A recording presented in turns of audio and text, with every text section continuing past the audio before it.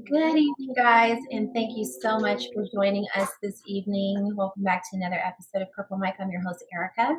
This evening, I'm joined with co-panelist Jolon at Hot Coco 31. I did it again. Hot Coco 31. Yes. Hot Coco 31. Hey, girlie, how are you? Hey, how are you? I'm doing great. Thank you. It's good to see you. And of course, the doctor, Dr. Benjamin Moore at Dr. K to the L. How are you, Ben? I'm well. How are you? Awesome. Tonight's discussion is going to be well-rounded as we have some experience on the panel. And then we have some hopes and dreams and aspirations on the panel as well. So I'm really excited about this topic. Tonight we are discussing marriage, the institution of marriage, what it stands for, what it means to many, whether traditional or modern. So I'm excited about this. How do you guys feel about the topic tonight? It's going to be interesting. I'm ready. I'm ready to talk about this. All in white. Yeah, that's why I'm wearing white. You see what I'm saying? Hey, okay. Like, I got the memo too. Hello. I didn't get that memo. It's okay. But yeah, I was like, this is perfect. Let me wear white. Like, Exactly. Awesome. Somebody in the comments, Tony Johnson says run. So as you can see, we definitely have different perspectives, and that's what we're going to discuss this evening. So before we get into everything, I just want to remind our viewers to please, if you have not already joined the family here at Purple Mic, if you will kindly subscribe to our channels. As you watch the episodes, we would appreciate your feedback as well. And right now we are doing a fall cash giveaway. So you can head over to our Instagram to learn more about that marriage. yeah. So whether it relates personally or, just figuratively, your perspective on marriage, I really would like to go around and just kind of define what marriage means to you, the origin of marriage and your perspective as you see it, whether it be the way you were raised versus today. So I think that marriage in general, it's the ultimate level of commitment to a person. It comes from different, you can say, from traditional like African perspectives where, the villages of two individuals and their villages came together and they all became one huge family and they committed themselves and their lives together and everything like that. You come from the biblical perspective where, it's you and your mate and a person of the faith in front of God and family and stuff like that. However you really come at it, it's just, to me, it's the ultimate sign or the ultimate perspective or ultimate event with regards to showing somebody your level of commitment to them.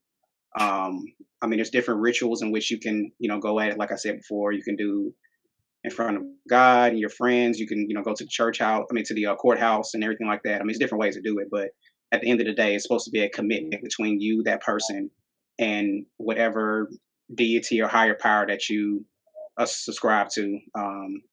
Or maybe not even a deity if you don't believe in God, but it's just you committing to someone ultimately for the rest of your life, hopefully. You know what I'm saying? That's not always the case, but yeah, the hope is that you are committed to that person forever. So, yeah. For me personally, my understanding is a biblical one because I was raised in the church. But a biblical understanding of what marriage is that God joins two people together and they become one flesh.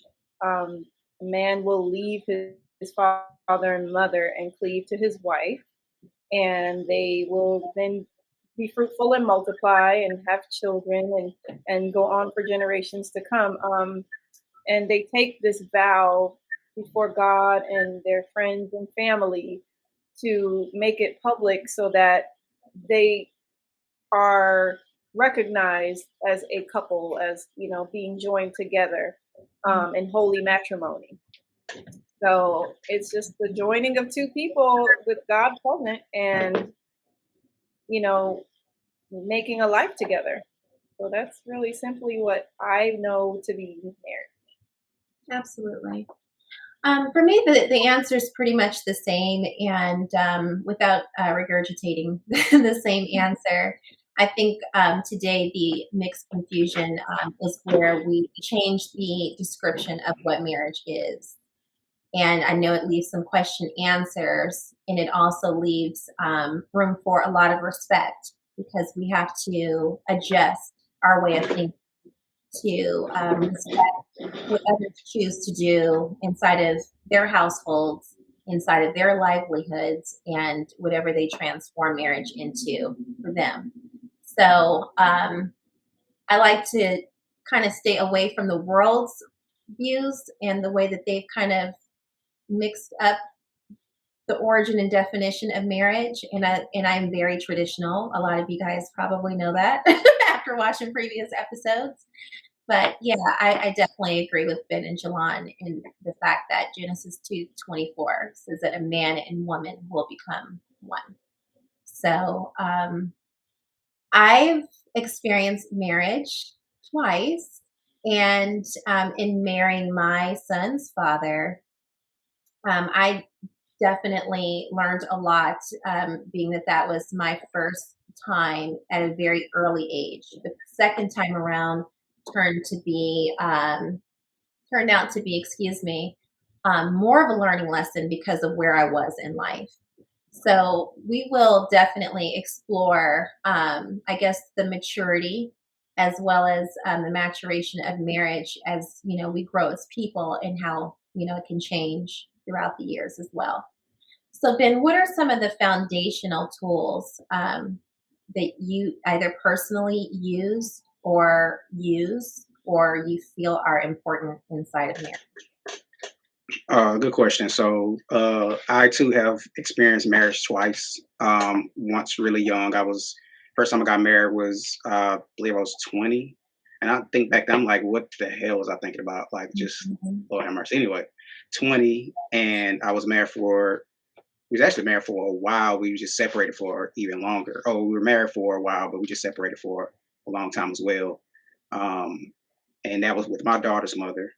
Um, and then back in 2 years ago, a little more 2 years ago now, I was married again, and we didn't even make it 2 years. And you know, even though she was an amazing woman and I cared about her deeply, I've never loved another woman like I loved her. But it was other circumstances uh, that just you know destroyed the relationship, or complicated it to the fact that I lost who I was. I lost myself, and I could not. I was not happy. Like I was really, really unhappy.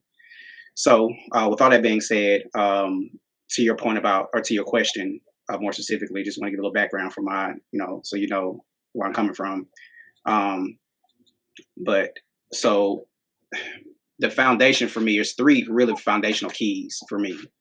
And it's like, honestly, if I think about like all the different concepts or different elements to what makes a strong relationship, is probably like a couple of dozen. But the foundational ones is, number one is loyalty. Like, to me, that's like the biggest one. That's the foundation. You have to be loyal in your relationship, whatever your commitment is.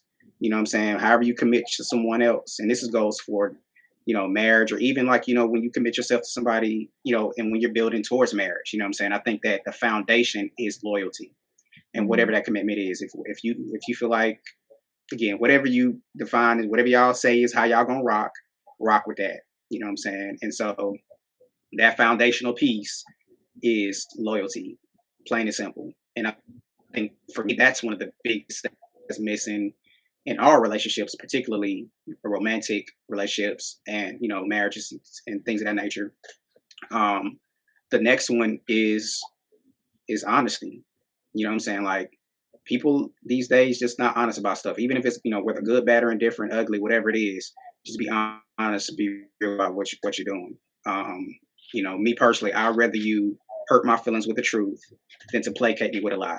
You know what I'm saying? Just that simple. Like, I want you to tell me the truth about it, and then we can work on it. We can move forward or not. You know what I'm saying? But at least give me the option to be able to have the truth, because even when you lie, man, like y'all know me, I'm big on energy. And, for me, when you lie and deceive and stuff like that, even if it doesn't come to light in the moment, you know what I'm saying? I think that energy of distruth or dishonesty or whatever, it surrounds you in the relationship and it starts to manifest itself in other ways. Yeah. So yeah, so those are two of those, said loyalty, honesty, and connected to those, both of those is just trust. You know what I'm saying? And I say connected because they're interrelated with regards to if you are not loyal or not honest, then you won't have any trust. But even sometimes, like you might have trust issues coming into a relationship. You know what I'm saying? And it might not necessarily be, you know, because of the person you're with. But if you bring issues of trust into the relationship, then that can be detrimental to the relationship. And we all deal with that because we've all pretty much been burnt or at some point, for the most point, or most likely, And so trying to relinquish away, those trust issues, and even in a relationship with somebody, does something wrong to you, and it's hard for you to trust them again. Like that, for me, that's one of the biggest things. Like once you mess with my trust, man, like it's hard. Like as much as I try not to, I hold grudges. You know what I'm saying? I really try not to hold grudges, but I do. You know what I'm saying? So once you kind of like, disrupt my trust, it's hard for me to like get back trusting you again. And so, with that being said, like I'm that's why y'all know me. Like I'm real upfront, direct. I'm open about mine, like friends, family, whoever. You know what I'm saying? Relationship, I tell it like it is, and it's because you know I, I've experienced the pains of being mistrusted, and also I ain't no saint. You know what I'm saying? I've lied before. You know what I'm saying? I've done things that have not been worthy of the type of righteous life that I want to walk, or at least be, you know, some a marker of a person that's walking upright, and all those things that we try to do as good people. And so, I've learned from those things, and I'm walking, trying to walk in my truth, and trying to be loyal to my friends, my family, my lovers. You know what I'm saying? Lover. You know what I'm saying? And that type of thing. And that's it. Those three things for me: loyalty, honesty, and trust. I agree with him on that. But I'd also add love as well. Love is something that a lot of people think is a feeling, but to me, I've recently just kind of redefined it for myself, where it's more of a principle. Because love is something that it's steadfast, it stands firm. It's like love ties into all of those. If you love somebody, you're going to want to have loyalty and trust and honesty tied into that, because you could love and you can be loyal and trustworthy to your friends and your family, but what is the determining factor that sets this person aside? So for me, it's having more of like a deeper connection and a deeper bond with that person, and that's to me where love comes into play. And there's different types of love. You can have love for your friends, you can have love for your family, you have your eros and different, those Greek words I can't pronounce, but that would tie it in for me, because it sets that person apart, and you're especially doing these things because you love them as well. Absolutely. I agree. So I would have to first say God. There have been so many times where there are so many disagreements, that you cannot get through. And I am very strong on not allowing the sun to set angry. Like, I don't like to go to bed knowing that me and this other individual are not speaking, that we didn't resolve our issue, and anything can happen. I mean, life hits you fast. So, sometimes it's okay to say, let's pray, and, let's, maybe take a break from each other for 30 minutes to maybe 2 hours just to cool down so we can talk about this, because the wrath of anger gets to you. But sometimes that's just not enough. I think that it's very important for me to know going forward that God exists in my relationship as, what I've stated time and time again throughout many episodes, a threefold court arrangement. Because when we see eye to eye on something, that in itself brings resolve. The next chapter is, how do we work through this together? Let's navigate this problem. Without that, you have ego, you have pride. With God, when we remember that we are inside of His institution, that this is His order, we remember the meaning of the word covenant. Then we can align ourselves with His way of thinking and understanding that, we cannot behave this way. We have to fix this. So God would definitely be first. And Ben is right, with trust, honesty, along with Jolon, love. And lastly, even going back to episode 1, agape is my favorite term for love because it's the way that God loves us, and I want to love my partner that way. Definitely. So I want to, based on both of you answer, I want to kind of amend mine a little bit because I think you guys both had some great points. Yeah. So I would definitely say that number one is definitely love, in terms of like the foundation. And to your point about the spirit, that spiritual love. I always talk about like the 4 elements and of a person.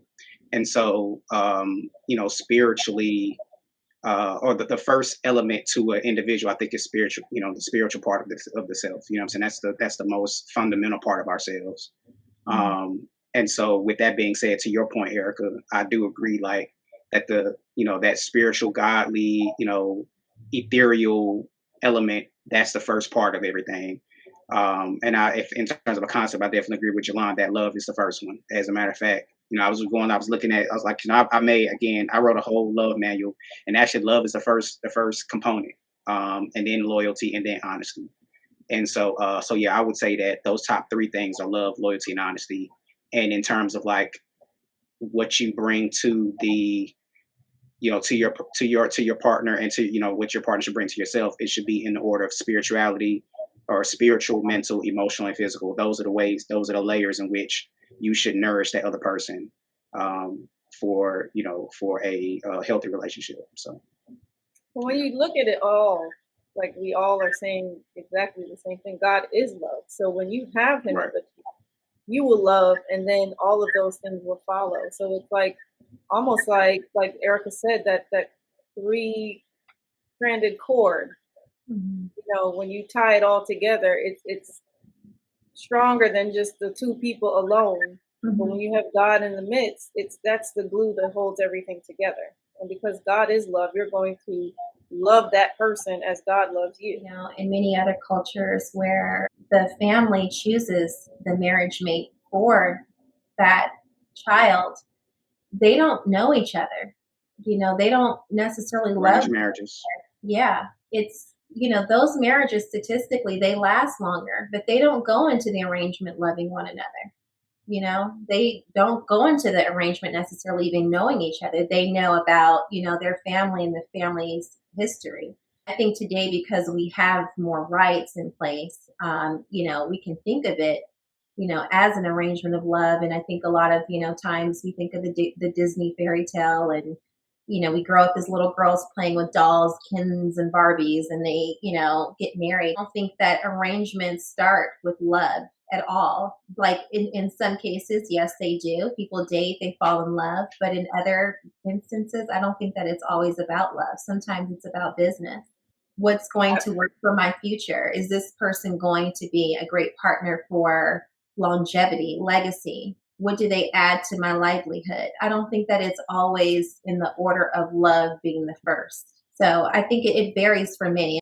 That's the way. I was just speaking for myself. I mean, that's what I see from myself. Totally. So that's why I'm like, yeah, I mean, I get that aspect of it, but I was just speaking for me, like where I want it to come from a place of love. I don't just want to be, well, here's your man and you right and join him and go. Like, I mean, yes, people have worked it out. People have grown to love that person, at a point in time. After time has passed, you got to know them actually on a personal level. And then you just decide, okay, we're in this, we're going to make it work, and you continue, and then you grow to love that person. Is that possible? Yes. But I'm talking about like actually meeting someone, loving them, and making a decision to spend the rest of your life with them on your own accord, and not let somebody put you together. Exactly. Yeah. As we built this house tonight, we were first and foremost talking about the foundational layers. we have to understand, how the world's way of thinking is as well versus, what our perspective of marriage is. And then, of course, what we've seen past going forward and why we have the mentality that we have. So I think, like I said, I'm going to try and shy away from the world's views as much as I can. But yeah, I'm definitely with you. And I feel like, I really don't hear God being referenced at all anymore, which is, very unfortunate because it is his institution designed for humankind. Right. So, that's definitely important. Ben, when you think about staying married, I know tonight our topic is saying I do, or our tagline at least is saying I do and meaning I do. Staying married, what does that entail? Well, I got two fair marriages, so I'm not an expert on this, but but now, real talk. I think that um, you know, to both of your points, I think that like I said, nourishing the individual, like I've always talked about in those four areas, is very important. I think as a concept, love is the foundation, the first one, because I think to your point with regards to like arranged marriages, even if a relationship doesn't not necessarily start off with love, like you talking about this to sustain it, I think that love is necessary to sustain it long term, or at least for it to be, or for you to be happy. You know what I'm saying? Because you could be with somebody and be unhappy. You know what I'm saying? You can look at it as you can look at anything in that regard. You can look at it as a business and everything like that. I mean, there's plenty of celebrities that do exactly that. You know what I'm saying? And so if we're talking about being married, staying married, and being happily married, you know what I'm saying? I think that those are the components that you need. You need to be in love with that person. You need to be, you know what I'm saying? You need to be loyal and, honesty. Like I said, I got like 21 different, I think, concept or elements to like, concepts to like, a successful marriage. I'm not gonna go through all of them tonight, but I think it takes a lot and it requires a lot. So to your point about, staying married, to be perfectly honest with you, like, I don't have a lot of personal experience with seeing in my direct life, how marriages are successful. Only because both of my parents, they divorced when I was, a couple of months, less than a year old, and then, my father was married a few times and divorced a few times. Same thing with my mother. So I never saw it. Ironically, though, all of my friends, like all my closest friends, um, are still like their parents are still with their like all three, four of my best friends, all parents are still together. You know what I'm saying? So I've saw kind of vicariously through their experiences. And so what I've seen is that, you just have to really have a lot of patience with the other person. Um, you know, I know that you have to really learn that person. I know you talk about communication. I've noticed that they communicated really effective, at least in my eyes. I saw them, I'm saying? It wasn't a lot of like, bickering, arguing, and stuff like that. It was effective communication. um, I know for me personally, like I always talk about, like I need, I need spiritual nourishment, mental nourishment, emotional nourishment, physical nourishment. I know a lot of gripes of a lot of brothers once you get married is that a lot of the physical stuff, cease. You know what I'm saying? It changes a lot. So I know that's different. I know for my marriages, one of the things that I had took issue with was that was one thing a little bit too, but you know, um, things just kind of shift and I know people change or whatever like that, but it's almost like what you feel like you came into isn't actually what you end up with once you're married. You know what I'm saying? It's like the veil is off and you start to see, a different person. You know what I'm saying? You start to become a different person, and maybe you don't like the person that you become. You know what I'm saying? And maybe you don't like the person that the other person becomes. You know what I'm saying? Maybe you don't like. Maybe it's not any of that, or maybe it's a little bit of that. Maybe it's just the circumstances. You know what I'm saying? With my last marriage, it's just the circumstances surrounding, with regards to like my personal stuff going on with me losing my daughter, and then becoming a step parent. You know what I'm saying? That was extremely difficult for me. It was so difficult. Like and I'm not, I guess I'm not afraid to say it in live. Like at certain points, like I didn't want to live anymore. You know what I'm saying? I really honestly like was so immersed in, dark thoughts and feelings and everything like that. You know, I thought I contemplated sometimes. Um, so yeah, it's it's a lot, man. Like it's a huge responsibility, especially for a man, because you are the head and you're responsible, and the buck stops with you, and you're the protector, you're supposed to be the provider, all these things. And so it's a huge weight, huge responsibility for a man, if you're gonna do it right, to be in a marriage. You know what I'm saying? It's a heavy burden, or when I say burden, excuse me, heavy load that can become a burden. You know what I'm saying? And if you're not ready for it, it can be extremely challenging. And again, especially if you want to do right by your woman and by your family, stuff like that. And so yeah, so you have to be really ready for that type of commitment. Like I said, it's the ultimate commitment. You know what I'm saying, to another person, taking on their responsibility. So Before I ask my question to Jolon, Tony asked, Tony is actually watching live, can a relationship survive without religion? So let's chime in on that question just real briefly. I guess it'd be depending on how Tony is defining religion, because I personally separate the notion of religion and spirituality. I think those are interrelated, but I think they're different with regards to.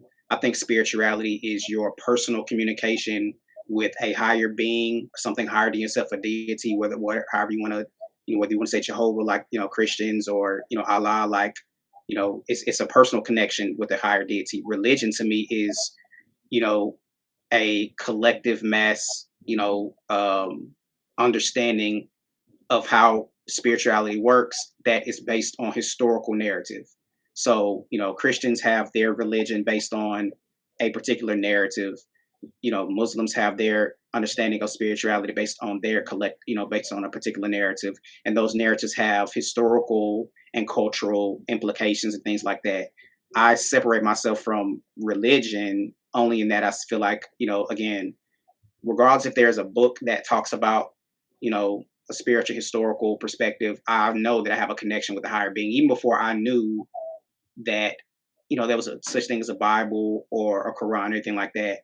I knew and felt a connection with the higher being. When my mother first told me about who God was, I used to pray at night so long, sometimes I would fall asleep before I said amen. You know what I'm saying? Like, so, and this is before I knew anything about, a religion. So to his question, yes, I think it can, because I feel like, although I respect our religions and I get a lot of, my spiritual foundation is based in the Bible. Like, I used to study the Bible, religiously, no pun intended. You know what I'm saying? And so,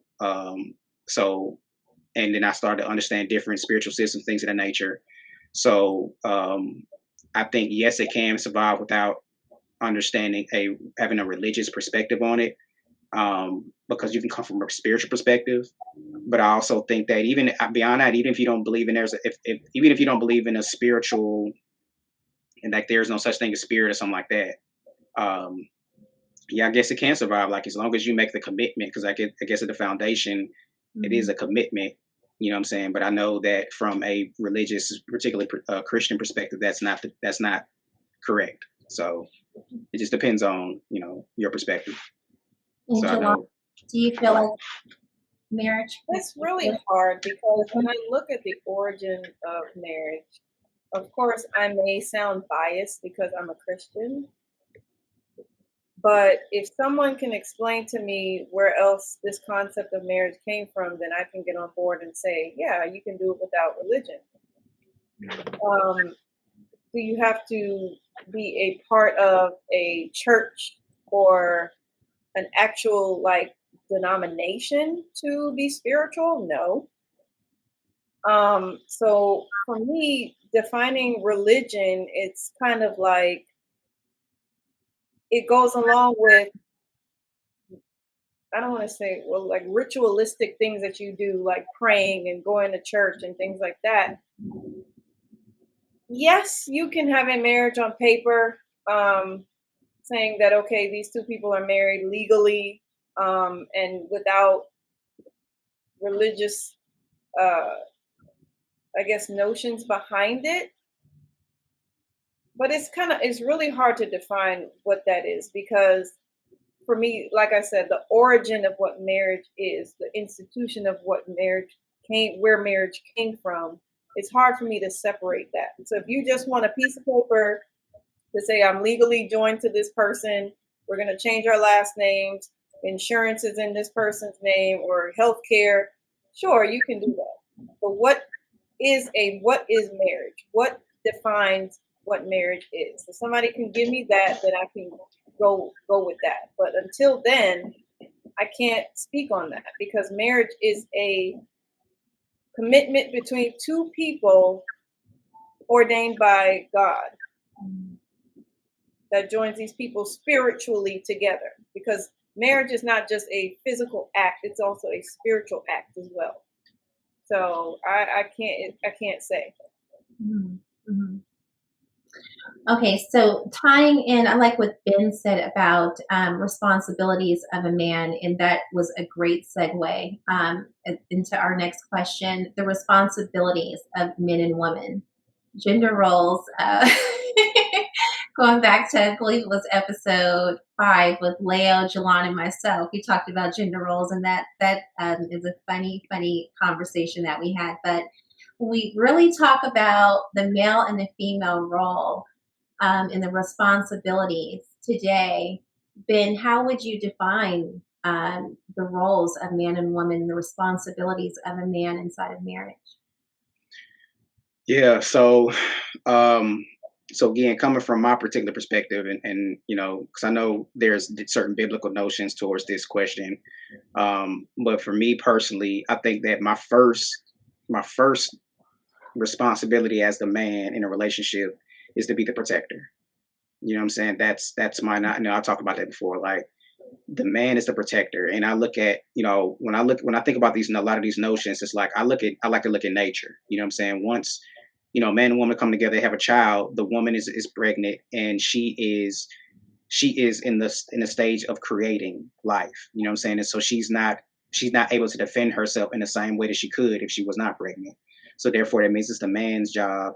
And even like men, we start to gain weight with our women, stuff like that. We're putting on that pregnancy weight. We're supposed to be in there in the gym, turn that into muscle, because we're supposed to be protecting our, you know what I'm saying? Like, so I think that nature kind of dictates Right. the first act of us, which is to protect. You know what I'm saying? So that's the number one. And I know a lot of, the number two thing, a lot of people say, is provide. You know what I mean?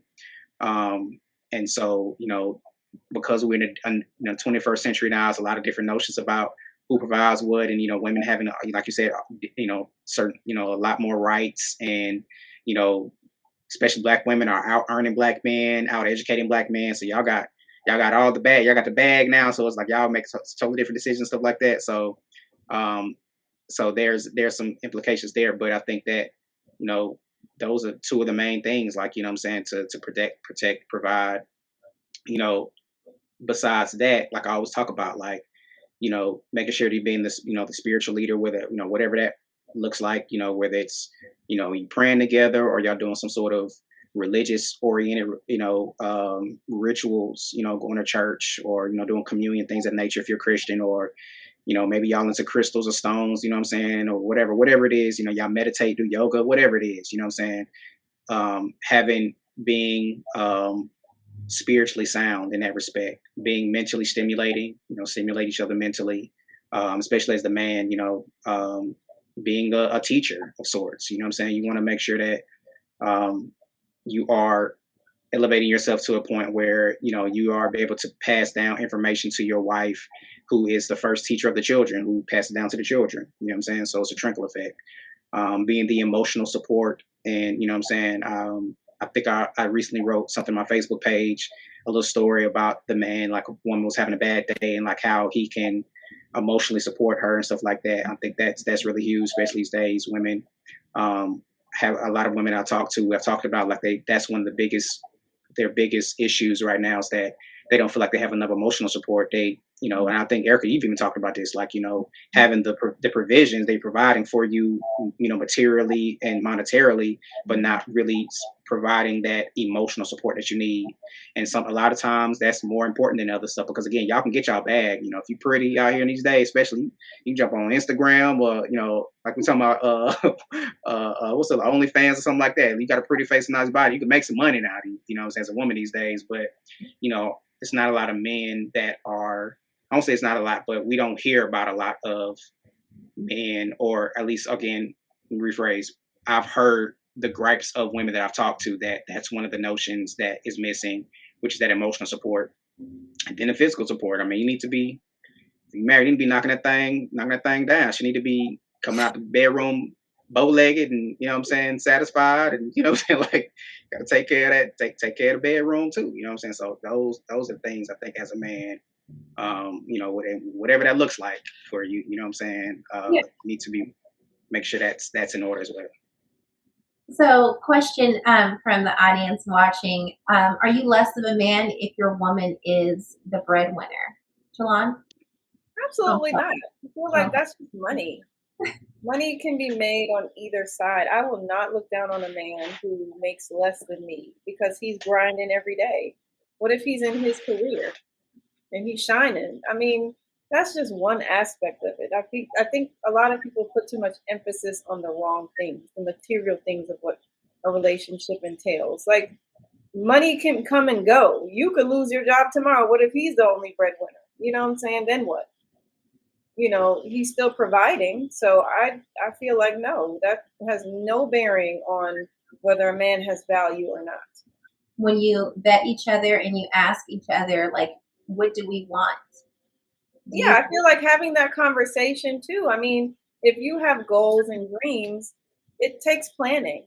You can also talk about, hey, can we invest some money, and make our money grow? There's more than one way to skin a cat. It's not just in a career and just a set. You can make money off of money. So I feel like that's one part of it. You go to work every day, set some money aside, you start investing, you start getting loans for businesses. The possibilities are endless. I feel like if you put yourself in a box, you'll stay in that box and feel like if one salary, well, nobody's gonna want me because I make this, or women look down on me because I make this, then you're already small-minded thinking already. So, Ben, Yeah. what if he's a stay-at-home dad?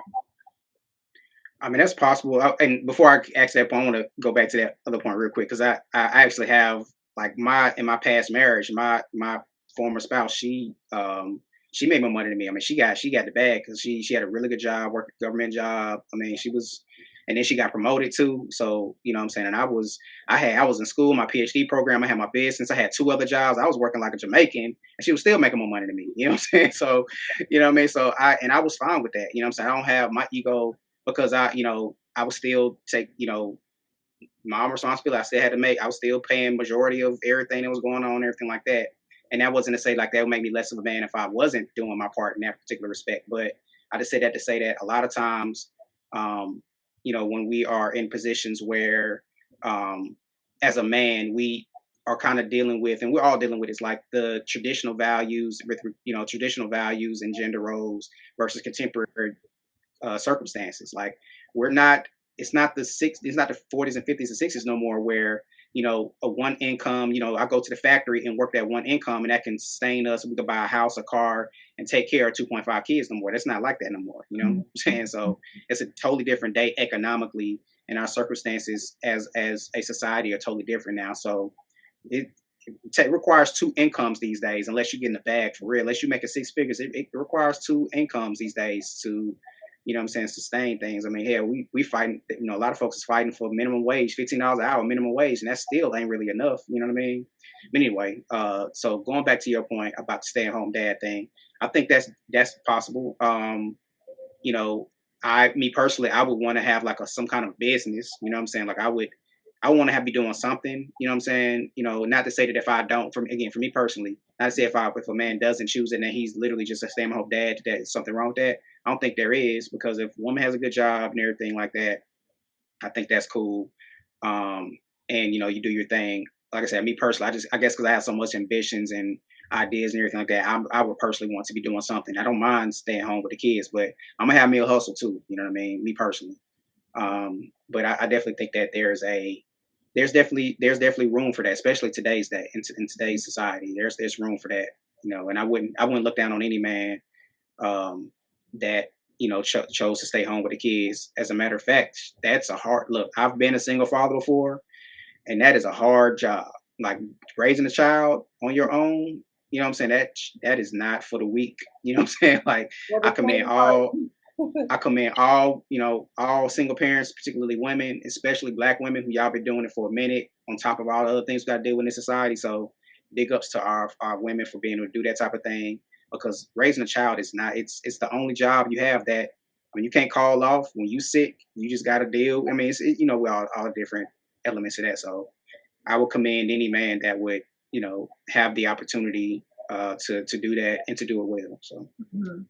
So I want to switch back over to the responsibilities of a woman. I know we just touched on the responsibilities of a man. Jolon, what do you think the responsibilities of a woman would be inside of marriage?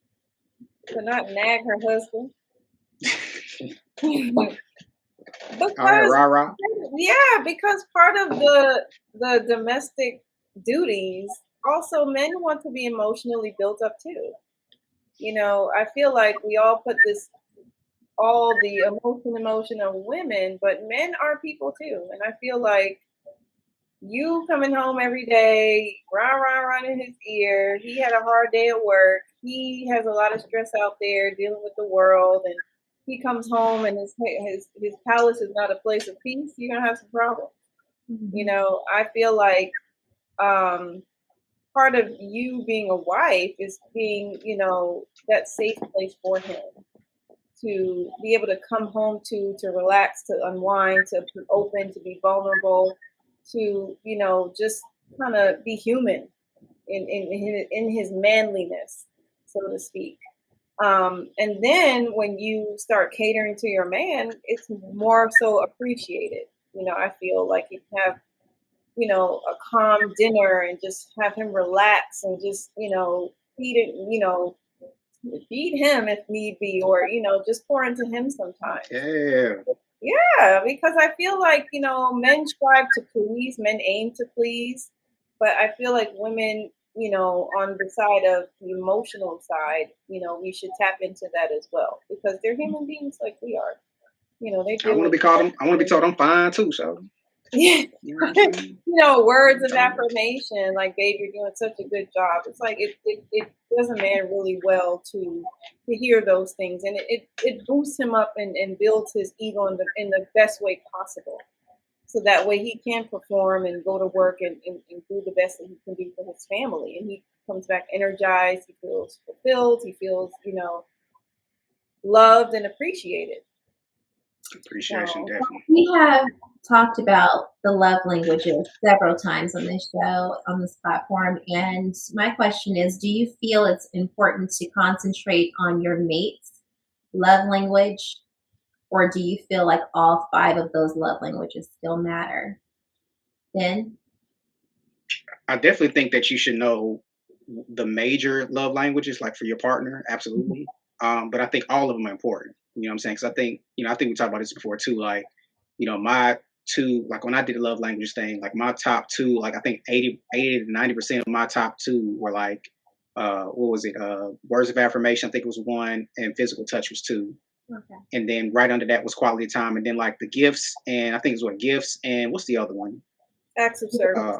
Acts of service. Thank you. Yeah. And so, as much as I love to be touched on and told how fine I am and all that stuff like that, and spend time with my woman, every now and then I like to have, what I'm saying, she bring me home my favorite ice cream or something, or she go to the store, she buy me out, got me a nice little blaze or something, you know what I mean, or some some bling or something every now and then, for that's cool, or if I'm working on a project, I'm saying, I'm filming or something like that, and she like, baby, do you need me to like do edit for you or something? I mean, those things, I do like those things, even though they're like really low on my, my love language thing. But my everyday stuff, I want to be talking nice to me and touching on me. You know what I'm saying?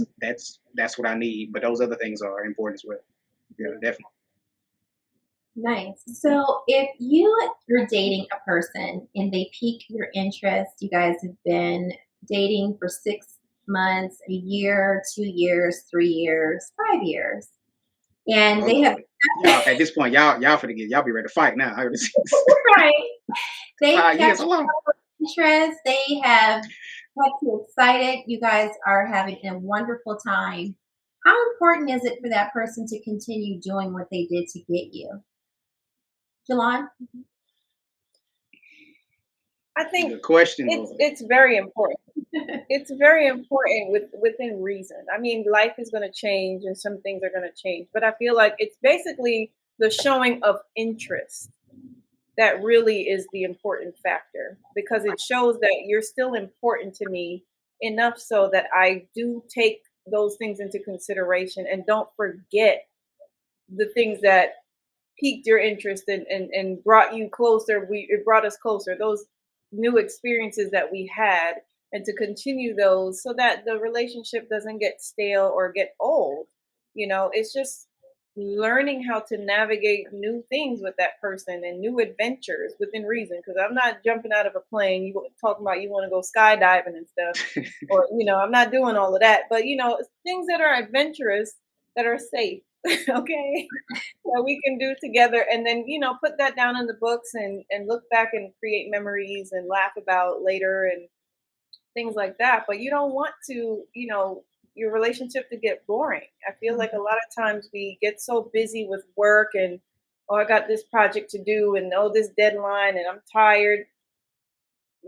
Hey, that's life, but you have to make the time. You have to keep that interest going. Just because I have you now, it's like, okay, well, we just gonna sit and look at each other. We have to do stuff together. We have to bond and build a relationship. So I feel like that is so important that you don't lack in that area. Yeah. I'm sure y'all know I always defend my women now. Y'all know I love y'all, right? You know what I'm saying, in general. But I'm gonna tell you something. One of the biggest gripes is brothers. Huh? What do you want? Go ahead. I love y'all, but one of the biggest gripes I've heard from men, and it's kind of ironic and almost hypocritical, because it's the same thing women say. Y'all say y'all want the man to treat y'all the same way he, do the same things to get me, to keep me, right?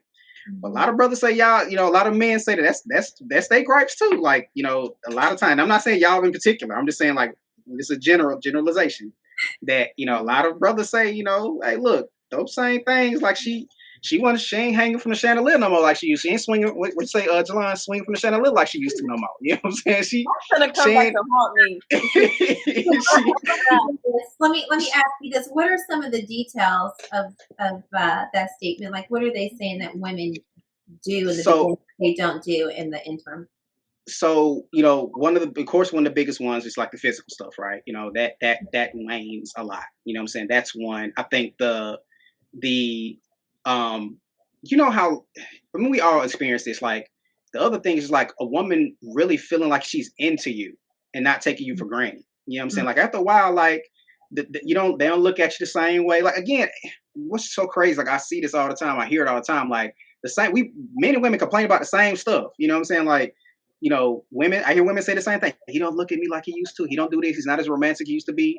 Maybe saying the same thing. She don't, she ain't coming home and she ain't in her apron. Like, what I'm saying? Like Eric said, be in her apron and, what I'm saying, in the kitchen, what I'm saying, all that kind of stuff. She's not doing that stuff no more. Or she's not, like I said, she's not looking at me like she used to anymore. You know what I'm saying? I don't have that same energy. And I get it. Like, to Delon's point, life happens. You know what I'm saying? Like, things change. You might get promotions. You might get, all kinds of things happen. You might have children. Those things change. But to be honest with you, a lot of times those be the same things that be in a beginning relationship too, but you work around them. Like, you might stay up a little later sometimes, or you might sacrifice this or that a little bit more, but you stop sacrificing as much as you used to. You know what I'm saying? You stop doing the things you're supposed to. And again, this is not just for women. Men do this too. It's just that I hear more women saying it in general sphere of things, but men say it more privately. You know what I'm saying? Men are like, shit, man, hey, look, I got I got friends, man, that, they talk about that. Like, our love making life ain't like it used to be. You know what I'm saying? Or, our energy, it becomes monotonous or something, like Jolon said, it becomes boring and stuff like that. And, you gotta keep that spice, man. You gotta keep that, what Beyonce say, that hot sauce in my bag swag. You gotta keep that stuff. You gotta keep it. Also the freakum dress. Yeah, you come home and you need to already be harnessed to the chandelier already. At least once a month, something. You know what I'm saying? Have your parachute and everything ready. Tony says the change needs to evolve in the relationship. And shout out to Tony for watching with us tonight. We appreciate you, bro. Y'all get comfortable, is what he says. So yeah, I think it works both ways. Excuse me. And sometimes even work. Our work commitments as we get older. We fall into our purpose, and our work demands, become greater. So I think along with Ben just said, it's about making time, for what you want to make He says freakily. It's about making time for what you want to make time Right. for. So I want to go back to Ben and what you mentioned about sex diminishing. How do you handle sex diminishing in a relationship? Because last week we talked about doing porn, looking at other things that, satisfy your desires, whatever it is to fulfill yourself. How do you handle sex diminishing inside of a relationship? It's funny because I was talking about one of my best friends. He doesn't watch show live, but he always watches the episodes after the fact. And we always have discussions about it. And he actually, the term he used, the dick discipline concept or term he used. He said to me, sometimes watching porn is dick discipline because you're not putting your dick in somebody else, another woman. You know what I'm saying? So that might be, some people look at that as, hey, oh boy, she so she shift her weight. That's how we ready to fight. They just shift their weight. They're ready to fight. I see you. Just calm down. I'm just relaying a message. You ain't got I'm just a messenger, shawty. You ain't got to shoot the brother. You know what I'm saying? But yeah. So Okay. but yeah. But anyway, so that I know for me that's look. I'm a very loyal person, so I'm not gonna be out in the streets and somebody else, another woman, but. You know what I'm saying? Like I think that might be an avenue. I know before all of that, the first thing is communication. You definitely got to communicate. Like, listen, I am unsatisfied in what is happening right now. Um, what can we do to make this right? You know what I'm saying? Like, and so, I know for me, like, um, I like I'm a man, so I like to initiate, but I also like for my woman to initiate too. You know what I'm saying? And I think that's another gripe for men with regards to like that particular part of the relationship is that women ain't initiating like, you know what I'm saying, in the beginning, like, you know what I'm saying, she already got the thing prepped and ready for you. And after a while it's like when a man feels like he always have to initiate, it's like we want to be wanted and desired too. You know what I'm saying? Like if she's ready for it, you know what I'm saying, she want to be wanted and desired. So that was one thing I think, to communicate those types of, whatever it is that you desire, that communication piece is very important. And for the other person to be receptive to it.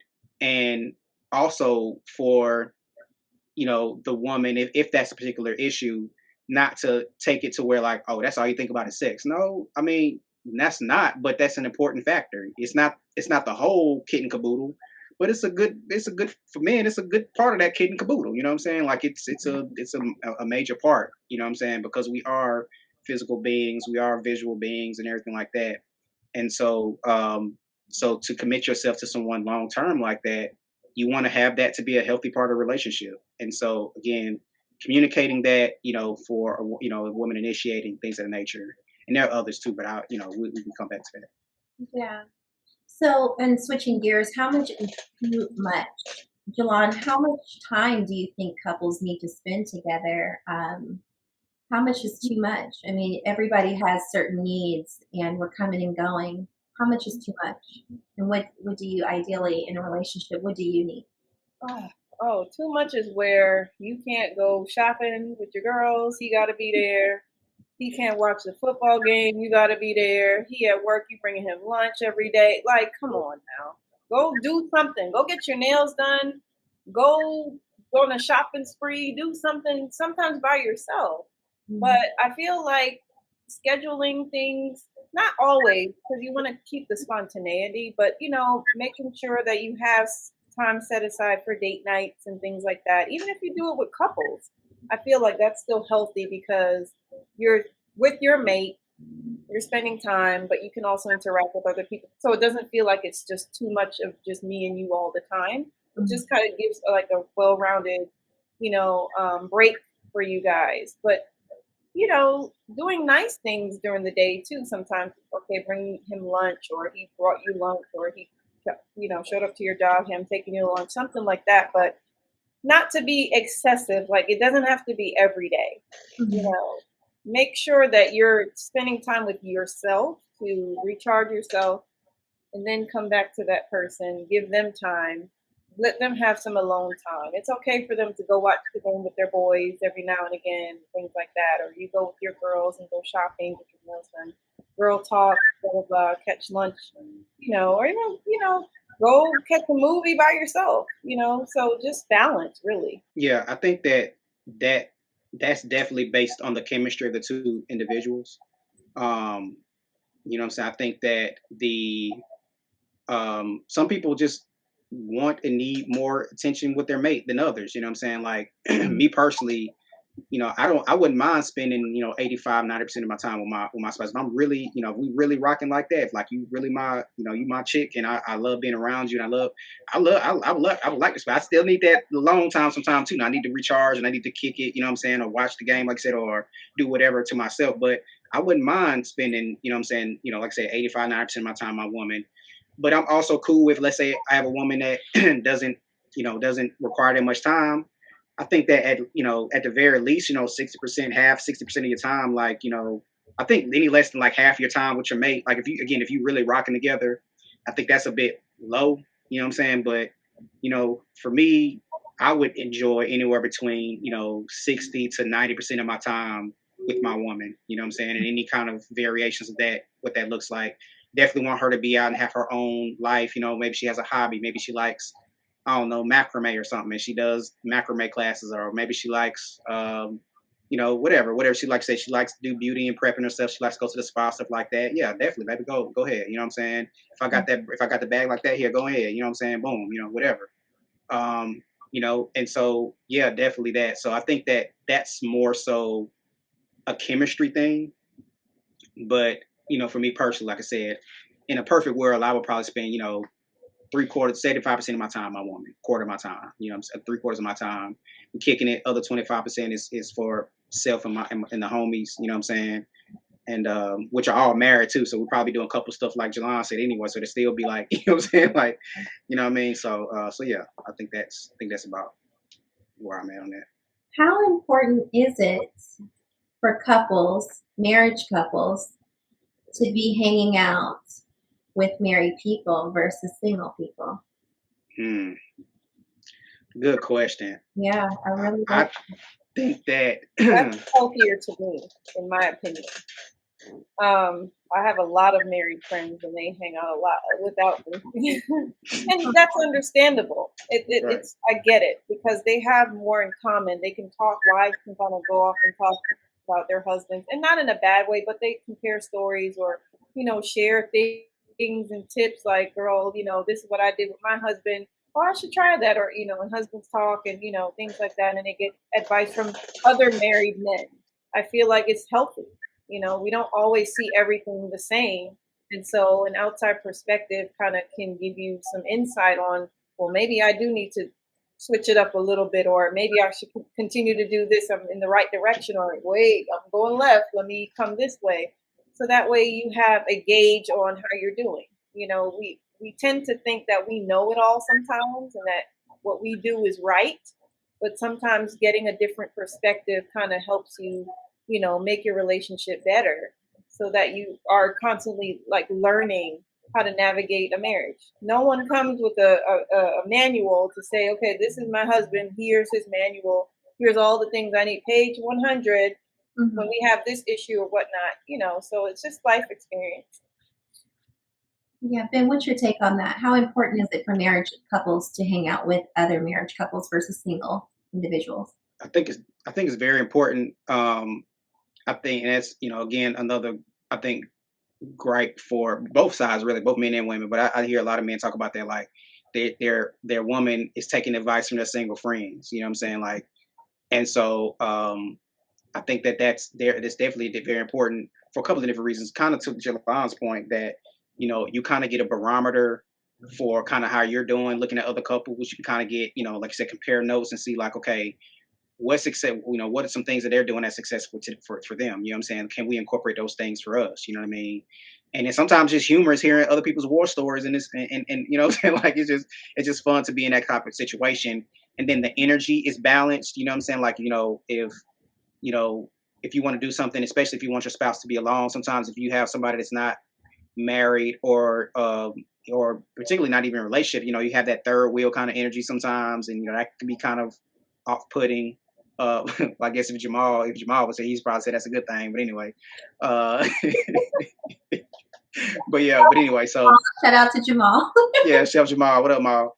Um, but yeah, so yeah, but anyway, you know, I definitely think it's important. That, and again, it's not to say that you know if you're married, you couldn't or you shouldn't hang out with somebody that's single, because that's absolutely not true either. Like I'm like Jelana, Right. like I'm one of the only single friends. Like all my other friends are married, and so you know, and it's you know it's fine. Like I don't mind. You know, I will hang out with you know my best friend and his wife. You know, we hang out sometimes. You know what I'm saying, and that's fine. You know, but I can understand where like to Jalan's point, like they would probably spend the majority of their time with other couples because it's just a more balanced energy. It's probably more beneficial long term for the relationship because you can again you can feed off of each other's experiences and try to and if your intentions are good to have a good marriage, you can have a better marriage by doing those things. So Awesome.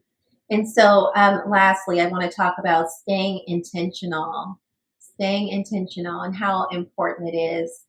Um, Before I ask any further questions, I'm going to define this from my own experience.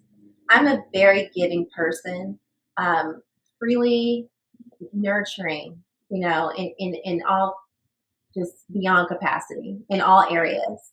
You know, I'm very domesticated, and you know, where you need me, I will be right there, whether it be your nurse, your chef, whatever. When I say at the beginning of the relationship, and as far as the vetting process goes, what I want in my relationship, I expect to fulfill that. And for me, I feel like that is the one time you can have expectations in your life, because you are getting ready to spend your life with this person. You need to let them know what it is you want.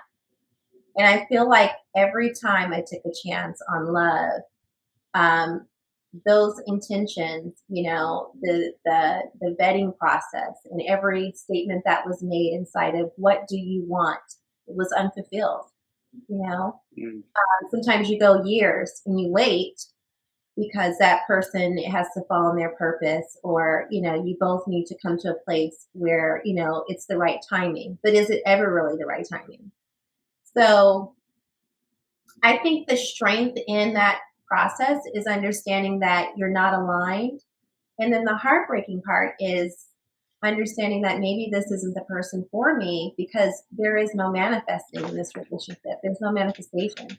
mm. So for the both of you, I want to ask you that question, whether it be personally, a personal you know experience, or just you know your own theory. Like, how important is it to stay intentional inside of a marriage so that it can you know have longevity and last? John? Very important, because you look back and say, well, why did we even get married? What did we do before? What was the point? Yeah. Was it because you thought it was going to be a better business arrangement where, okay, we combine our incomes and we make this, or, you know, what was the goal? I think Mhm. you have to ask yourself that question to know how you're going to go through in the relationship together. If you're in it to be there to the end, then you are preparing yourself to open your heart, to be selfless, to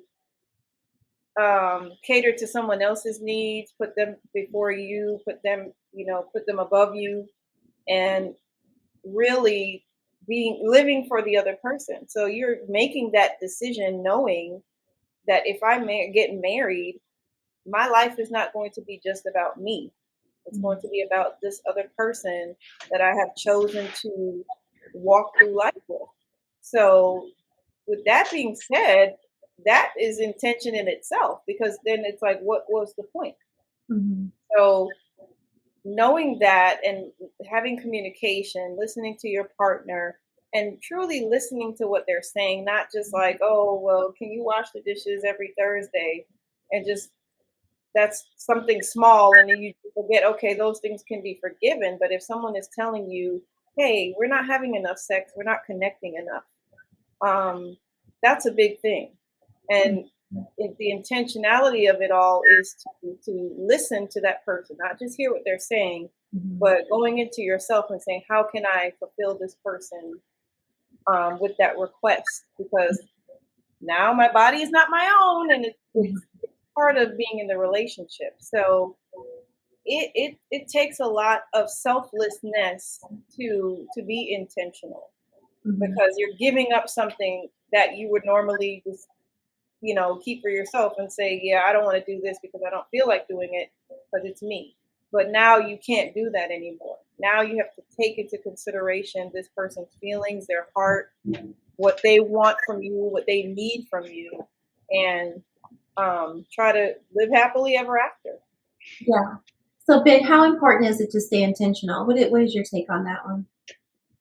Definitely, and it's funny that you talk about that intention, because I was thinking about this, a couple of things. Number one, like, when you come into a relationship, there needs to be a collective purpose, and when I hear intentional, that's what I hear. Like, what's the collective purpose? You know what I'm saying? Like, and when I think about, like, we talk about like the actual event, the marriage event, the ritual, that's what the vows are. You know what I'm saying? Like, I really look at, and especially now, like after, the first time I got married, I didn't know what the hell I was doing. The second time, I wrote my vows, and they were really heartfelt, and I really tried my best to live by them. Me and my former wife both did, and we talked about, towards, during and even after the relationship, or during the downturn of our relationship, like how we both fell short of our vows. And so, I think that those vows, that it sets the stage for the intention and the purpose of your relationship. And so, with that being said, to some of Jolon's points, like, the purpose of the relationship should be goal oriented with regards to whatever y'all might feel that is. The first one should be to to sustain each other in whatever areas that might be. You need to sustain each other's happiness. I know there's a lot of talk about, like, you can't make somebody else happy. Yeah. I kind of think you can. You can help elevate somebody else's happiness. Somebody's feeling a bit down one day, you can definitely uplift them. You know what I'm saying? Can you be the centerpiece to the entire notion of happiness? No. You know what I'm saying? No, you can't be like, their all of their happiness centers on, no, you can't do that. But you can invest your energy and your thoughts and whatever else in your activities into another person to help elevate their happiness or sustain their happiness. Like, you should not, I feel like this, you shouldn't be in with anybody that diminishes your happiness to the point where you don't feel like you're yourself anymore. And that's not to say that you're not going to have fights and things of that nature. Yeah, those things are going to happen, but you should be, there to, your foundational notion should be there to enhance that other person. And so, so that's one. Again, other purposes, intentions, like, maybe you both have ambitions to, build an empire. You know what I'm saying? Like, and you both have, different skills, and y'all can make that happen. You know what I'm saying? Again, goal oriented. Maybe, your a part of your purpose is to build a legacy with children. You know what I'm saying? Y'all talk about that, and y'all build to that. So for me, the intentionality is very important. That's that's the foundation of what the vows are. It's the foundation of how you sustain, a healthy, happy relationship. Again, like we talk about, whether it's the physical stuff that needs to be, make sure that it's sustained, whether it's the, emotional part, whether it's the mental part, the spiritual part, whatever it is, those all need to be in the intentions and, or the goals and the purpose of your relationship. Because the purpose of the relationship is to be the best version, having to be with somebody that helps you maintain and become and sustain and elevate the best version of yourself. You know what I'm saying? You want to be the best version of yourself, and that person that comes to you needs to enhance that best version of yourself and help you elevate to that best version of yourself. Yes. So I know I said finally last time, but I just have one more question. It's all good. Let's do it. Staying married. I think that's everyone's, Yeah. but when we think of staying married, and in season 3, we're going to definitely have guests on that, seen the years of 25, 30, 35 plus years of marriage. But when we finally come down to that final layer of staying married, how does one stay married? Just, Jolon? Selflessness. Mm-hmm. Selflessness. That's part of it. I think a lot of people get caught up in, again, like I said before, get married and then, what was the point? It's like what your intentions are kind of shape where your marriage is going to go. Mhm. If you're in it to cater to someone, give of yourself to someone, elevate that person's happiness, like Ben said, and do all the things that you need to do to create a happy, long lasting marriage, then that's what it will be. Free of cheating, free of emotional relationships outside of your marriage, free of children outside of your marriage, and just free of things that will, cause your marriage a strain and a break. Then I feel like if you're in it to have fun, you're in it to, be with your life partner forever, then you can stay married. And of course, having God at the center of it all, um, there you can't lose, But I think when people become selfish and they want what they want, and they do whatever costs to get it, and they turn on each other. You're speaking to people without respect, and it just goes downhill. There's nothing good that can come of somebody just being disrespectful, somebody not caring about your feelings, and that's all selfishness, all in one. So Yeah. selflessness, I feel, is the key to staying married. It's not about you, it's about that person, and that other person feels the same way about you. It's not about them, it's about you. So you cross together and y'all keep crossing and making the bond tighter. So, that's it, selflessness. Yeah. And that's a really good answer because nowadays our, divorce rate is so high. It's like people are inside of the home married, but when they leave the home, they have a double life or they have a different reality in a different world. So Ben, moving over to you, staying married, your thoughts? Well, I'm not the best at this question because I'm 0 for 2 right now. You know what I'm saying? But I'm working on Well, 3. You know what I'm saying? in theory. Right. You know what I'm saying? Like, you know what I'm saying? But no, all seriousness, like now that I've experienced it twice, like I'm a researcher, so I've learned a lot. The first thing for me, if I could talk to my old self, the first thing is to know yourself. You know what I'm Mm, saying? Because if you go into a relationship not knowing what you like, who you are, you know what I'm saying, you don't even know like what the other person's supposed to bring to you. You know what I'm mm, saying? And so I think that's why I say like, getting married young, it works for some people, but a lot of folks it doesn't work for because, what I'm saying, you don't really, what I'm saying, know yourself enough to know what you can and cannot deal with or tolerate. You know what I'm saying?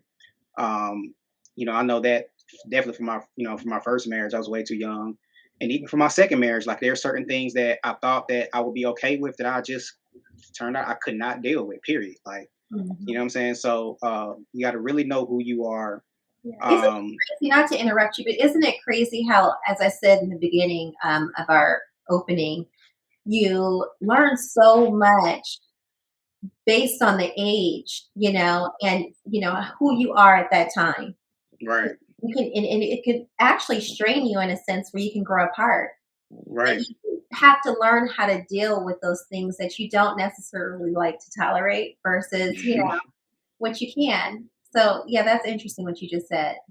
Yeah, you got to have a certain level of life experience, Right. or and sometimes it's life experience. Sometimes, and sometimes it's just pure self awareness. Like I I was not as aware of who I am at that time. And it's not to say like maybe if I was more mature and wiser, I think there's probably people that are mature and wise at a young age, and they can be at that particular point. Because I know there are some, especially like back in the day, like a lot of a lot of people sustain relationships, starting young, stuff like that. But um, you know, yeah, like Tony said, he said, be honest with yourself and know your limitations. Absolutely, bro.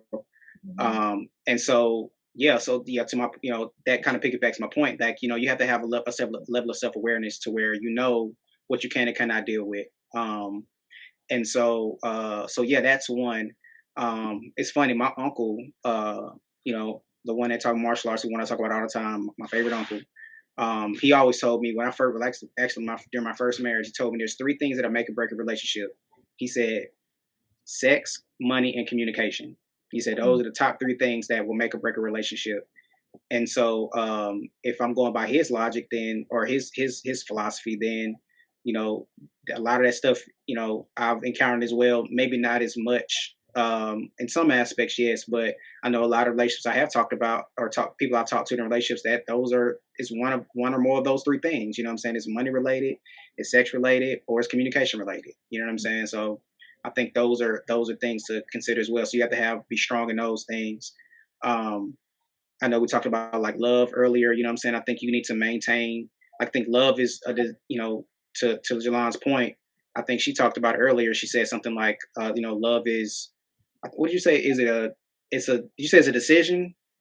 It's a What did you yeah. say? It's a principle, not a A not a principle. Yeah, yeah. not a Yeah, feeling. principle. Yeah, Right, right, principle. right. Exactly. Yeah, yeah. So it's a principle. Yeah, exactly. And so for me, I think it's a principle, but it's like a, I was gonna say it's a daily decision that you're making. I'm going to decide today that I'm going to love you. You know what I'm saying? And it's not just the feeling. It's part of feeling of feeling is part of it, but it's not just a feeling because not every day you might love somebody, but you're not gonna like them every day. You know what I'm Right. saying? You know what I'm saying? And so that decision to love them every day though is that those events, those things you're doing to make them, to sustain them and enhance them and that type of thing. So it's a daily decision. I think, loyalty, honesty, communication, you got to support each other. Let me go through my little list here. You got to reciprocity, trust, respect, positivity, consistency, passion, compassion, affection, appreciation, admiration, focus, confidence, authenticity, tranquility, harmony, bliss. I mean, it's a bunch of different things. Like you got to have Woo! a lot Yeah. of stuff. You know what I'm saying? So those are all things. I know Jalon said that usually a man will come with this love manual. I wrote a love manual for my woman, so she'll know. So she gonna come. She can already have it. Okay, this is what page 3. Baby, reference page 3 real quick. You know what I'm saying? You'll know the answer to that. But anyway, That's right. you know what I'm saying? But no, but seriously, all seriously, yeah.